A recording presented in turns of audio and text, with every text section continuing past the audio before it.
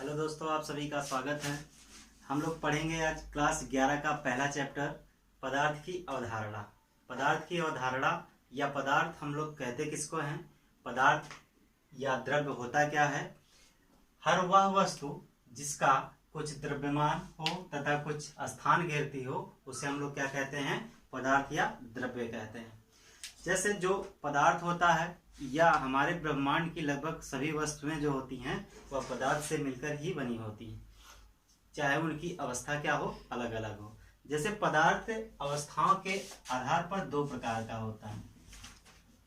पहली अवस्था होती है, एक होता है आपका भौतिक के रूप में हम लोग इसका वर्गीकरण करते हैं, भौतिक वर्गीकरण। क्या होता है? भौतिक वर्गीकरण। और दूसरा क्या होता है आपका? रासायनिक वर्गीकरण।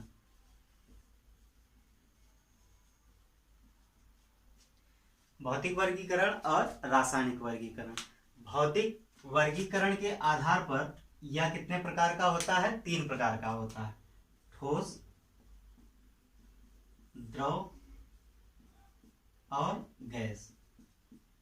और रासायनिक वर्गीकरण के आधार पर यह 2 प्रकार का होता है, शुद्ध पदार्थ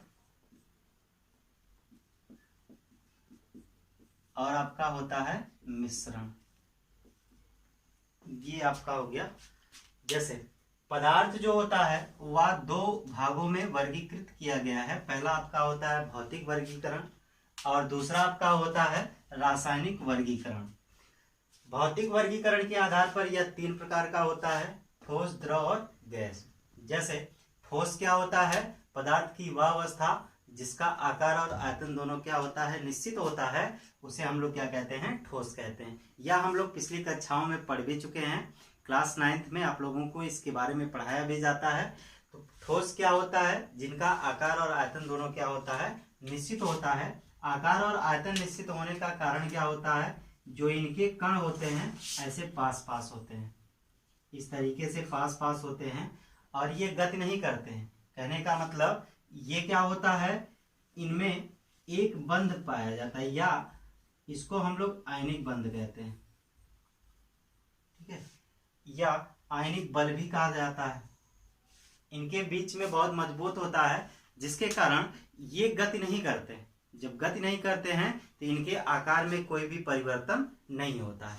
जैसे जब परिवर्तन नहीं होगा तो इसका कारण होता है कि इनके जो कण है वह गति नहीं करते।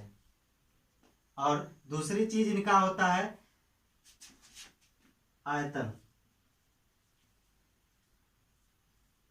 आयतन मतलब जितना इनका भार होता है वही उनका क्या होता है? आयतन होता है। ये भी क्या होता है? निश्चित होता है। ये आपका क्या होता है?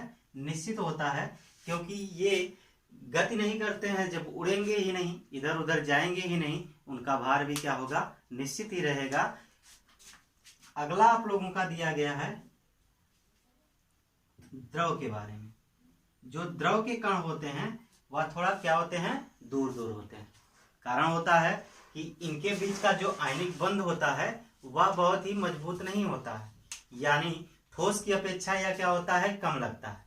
ठोस की अपेक्षा जब यह कम लगता है तो इसके जो कण होते हैं ठोस की अपेक्षा थोड़ा बहुत क्या करते हैं? गति करते हैं, जिसके कारण ये गतिमान होते हैं। और इनका जो आकार होता है, इनका जो आकार होता है वह क्या होता है? भिन्न होता है, मतलब बदलता रहता है। इनको जिन बर्तनों में हम लोग रखते हैं उनका यह क्या करते हैं? आकार ग्रहण कर लेते हैं। इसके बाद हम लोग देखते हैं गैस के बारे में।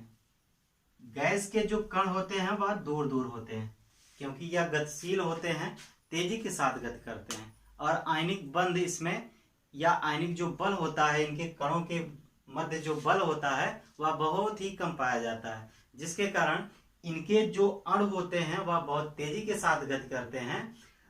इसको जिस बर्तनों में या जिस भी किसी भी में रख देते हैं तो यह उन्हीं का आकार क्या करते हैं? ग्रहण करते हैं।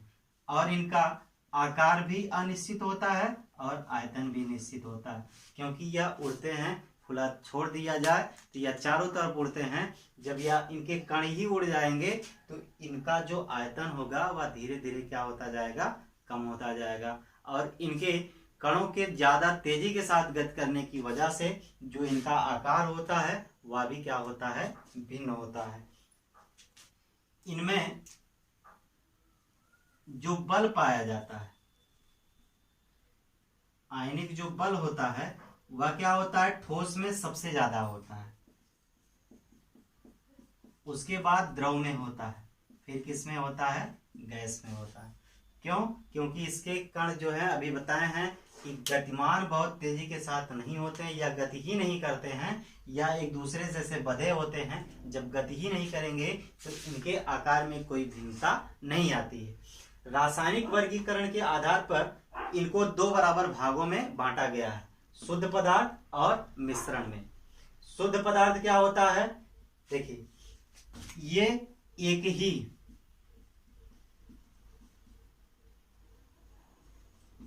ही प्रकार के अभिकर्मक से मिलकर बने होते हैं, या एक ही प्रकार के अभिकर्मक से मिलकर बने होते हैं। जैसे ये भी लगभग दो प्रकार के होते हैं, एक आपका होता है तत्व, दूसरा आपका क्या होता है, यौगिक। तत्व और यौगिक ये जो होते हैं एक ही परमाणु से मिलकर बने होते हैं, एक ही परमाणु से मिलकर बने होते हैं। जैसे आपका हाइड्रोजन हो गया, ऑक्सीजन हो गया, क्लोरीन हो गया, या कह सकते हैं या कोई भी पदार्थ ले लेते हैं, विस्मित हो गया, ये सब आपके क्या होते हैं, एक ही तत्व, एक ही परमाणुओं से मिलकर बने होते हैं। अब इसमें देखते हैं तो ये दो है, एक हाइड्रोजन H2 है, मतलब दो इसमें दिया गया है, ऑक्सीजन भी दो दिया गया है, लेकिन दोनों कण इसके जो होते हैं या दोनों परमाणु होते हैं वह किसके होते हैं, ऑक्सीजन के ही होते हैं। इसलिए या एक ही प्रकार के परमाणु से मिलकर हम लोग इसको तत्व कहते हैं। यौगिक क्या होता है, यौगिक जो होता है विभिन्न परमाणु के मिलने से बनता है, विभिन्न परमाणु के समानुपातिक, या कह सकते हैं एक निश्चित अनुपात में, एक निश्चित अनुपात में मिलकर बनता है। जब एक निश्चित अनुपात में मिलकर बनता है तो इसे हम लोग क्या कहते हैं, यौगिक। जैसे आपका एग्जाम्पल के रूप में हम लोग कह सकते हैं जल। जल जो होता है वह लगभग 2:1 के रूप में होता है। हाइड्रोजन का 2 अणु होता है और ऑक्सीजन का कितना होता है, 1 होता है। तो ये हम लोग कह सकते हैं कि यह दो भागों में, या कह सकते हैं कि इनका जो अनुपात होता है वह समानुपातिक होता है। 2:1 के रूप में ही मिलाएंगे तभी जल का निर्माण होगा, नहीं तो नहीं होगा। या हम लोग कोई और भी ले लेते हैं तब भी यह जल नहीं बनाएगा। ऑक्सीजन का 2 ले लेते हैं और हाइड्रोजन का 1 ले लेते हैं तो यह जल का निर्माण नहीं करेगा। हमेशा इनका जो अनुपात होता है वह क्या होता है, निश्चित होता है। 2:1 के रूप में जब यह मिलते हैं तभी यह क्या करते हैं, निर्माण करते हैं। इसके बाद आप लोगों का दिया गया है मिश्रण। मिश्रण जो होता है यह भी 2 प्रकार का होता है, या मिश्रण को हम लोग कह सकते हैं या 2 या 2 से अधिक, 2 या 2 से अधिक अभिकर्मक से मिलकर क्या होते हैं, बने होते हैं। या 2 या 2 से अधिक अभिकर्मक से मिलकर बने होते हैं। यह भी 2 प्रकार का होता है, मिश्रण भी 2 प्रकार का होता है। एक आपका होता है समांगी और दूसरा आपका होता है विषमांगी। समांगी मिश्रण और विषमांगी मिश्रण, इनमें भी वही होता है कि जो सभी यौगिक, जो समांगी होता है सभी अवयव का संगठन एक समान होता है, या कह सकते हैं जो सभी अवयव का जो पूर्ण मिश्रण होता है उनका संगठन भी एक समान होता है। जैसे हम लोग ले लेते हैं, इसमें ये कोई बर्तन ले लिए, इसमें हम लोग जल भर देते हैं और जल में हम लोग क्या करते हैं, इसमें चीनी मिला देते हैं, ये आपका जल हो गया। कुछ समय के पश्चात हम लोग देखते हैं कि जो चीनी होती है वह जल में पूर्ण रूप से क्या हो जाती है, मिल जाती है, घुल जाती है। उनके कणों को हम लोग नहीं देख सकते हैं। कुछ विधियों द्वारा, जो कृत्रिम विधियों द्वारा हम लोग क्या करते हैं, उसको अलग कर सकते हैं, अन्यथा हम लोग जल्दी अलग नहीं कर पाएंगे। ना तो उनके कणों को अपने सूक्ष्म आंखों से देख सकते हैं, या कह सकते हैं इतना छोटा होता है इनका कण कि हमको दिखाई नहीं देता। वहीं बिस्मांगी जो मिश्रण होता है, उनके जो कण होते हैं वह संगठित पूर्ण रूप से नहीं होते हैं, या कह सकते हैं जब उनको मिलाया जाता है तो वह उसी में क्या रहते हैं, घुल जाते तो हैं, लेकिन उनके कणों को हम लोग कुछ विधियों द्वारा, सामान्य विधियों द्वारा हम लोग क्या कर सकते हैं, अलग कर सकते हैं। जैसे हम लोग एक बर्तन ले लेते हैं, इसमें जल को भर लेते हैं और इसमें रेत भर लें, तो देखते हैं कि रेत का जो भाग होता है या जो रेत का जो कण होता है वह हमको दिखाई देता है। एक बार इसको पुनः देख लीजिए। पदार्थ या द्रव्य हम लोग कहते हैं किसको हैं, हर वह जो वस्तु है या हर वस्तु जिसमें द्रव्यमान हो, या कह सकते हैं जो स्थान घेरता है, उसे हम लोग क्या कहते हैं, पदार्थ कहते हैं। पदार्थ को दो भागों में वर्गीकृत किया गया है। एक आपका दिया गया भौतिक वर्गीकरण और दूसरा दिया गया आपका रासायनिक वर्गीकरण। भौतिक वर्गीकरण के आधार पर यह तीन प्रकार का होता है। पहला ठोस, दूसरा द्रव, तीसरा क्या होता है, गैस होता है। ठोस क्या होता है, वे पदार्थ जो आकार और आयतन, या जिनका आकार और आयतन दोनों क्या होता है, निश्चित होता है, वह क्या होता है, ठोस होता है। इनके आकार के निश्चित होने का कारण क्या होता है कि जो इनके कण होते हैं, इनके कणों के मध्य जो आयनिक बल लगता है वह बहुत ही क्या होता है, तेजी के साथ लगता है, या कह सकते हैं बहुत ही ज्यादा होता है, जिसके कारण उनके कण जो है गति नहीं करते हैं। जब कण ही गति नहीं करते हैं तो उनके आकार में कोई भिन्नता नहीं आती है। द्रव में उनकी अपेक्षा थोड़ा कम लगता है, जिसके कारण उनके जो कण होते हैं वह गतिमान होते हैं, लेकिन बहुत ज्यादा तेजी के साथ गति नहीं करते हैं। लेकिन गैस के जो अणु होते हैं वह बहुत दूर दूर होते हैं, क्योंकि उनके अंदर का जो बल होता है, आयनिक बल होता है, बहुत ही क्षीण मात्रा में या ना के बराबर लगता है, जिसके कारण वह बहुत तेजी के साथ गति करते हैं और उड़ने लगते हैं। जब वह उड़ने लगते हैं तो इनका आयतन भी क्या हो जाता है, अनिश्चित हो जाता है। फिर रासायनिक वर्गीकरण के आधार पर इसको दो भागों में बांटा गया। एक आपका शुद्ध पदार्थ हो गया और दूसरा आपका क्या होता है, मिश्रण। शुद्ध पदार्थ जो एक ही प्रकार के अभिकर्मक से क्या होते हैं, मिलकर बने होते हैं। जैसे ये भी दो प्रकार के होते हैं, तत्व हो गया और क्या हो गया, यौगिक हो गया। तत्व एक ही परमाणु से मिलकर बनते हैं। तत्व क्या होते हैं, एक ही परमाणु से मिलकर बनते हैं। जैसे हम लोग हाइड्रोजन ले लेते हैं या H2 लेते हैं, तो इसमें हाइड्रोजन का ही दो अणु है, हाइड्रोजन का ही दो अणु है।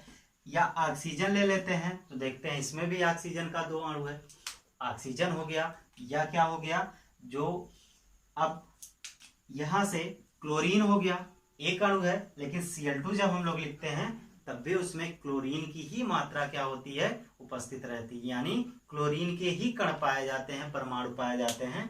तो इस प्रकार से हम लोग कह सकते हैं एक ही परमाणुओं से मिलकर बनते हैं, उसे क्या कहते हैं, तत्व। और यौगिक होता है, उसी में थोड़ा सा भिन्नता हो जाती है, विभिन्न परमाणु के मिलने से यह क्या होता है, बनता है। जैसे आपका क्या हो गया, जल हो गया।